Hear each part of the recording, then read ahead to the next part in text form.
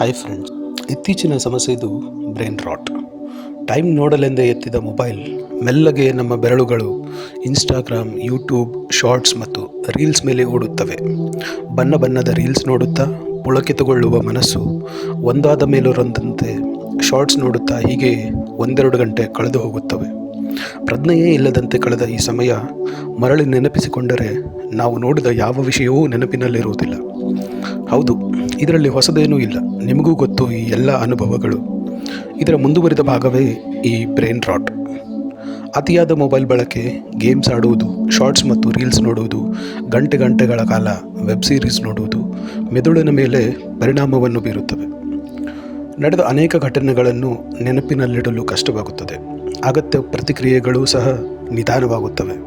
ಖಿನ್ನತೆ, ಉದ್ವೇಗ, ಒತ್ತಡಗಳು ಏಕಾಂಗಿತನ ಮನೆ ಮಾಡುತ್ತವೆ. ಇಂತಹ ಸಮಸ್ಯೆಗಳು ಒಂದೇ ದಿನದಲ್ಲಿ ಕಂಡುಬಾರದೆ ವರ್ಷಾಲು ಕಳೆದಂತೆ ರಿಪೇರಿ ಮಾಡಲಾಗದಂತಹ ಹಾನಿಯುಂಟು ಮಾಡುತ್ತವೆ. ಇಂತಹ ಸಮಸ್ಯೆಗಳಿಂದ ದೂರವಿರಲು ಮೊಬೈಲ್ ಬಳಕೆಗೆಂದೇ ಸಮಯ ಮೀಸಲಿಡಿ. ಕಲೆ, ಬರಹ, ಸಾಹಿತ್ಯ ಇವುಗಳಲ್ಲಿ ತೊಡಗಿಸಿಕೊಳ್ಳಿ.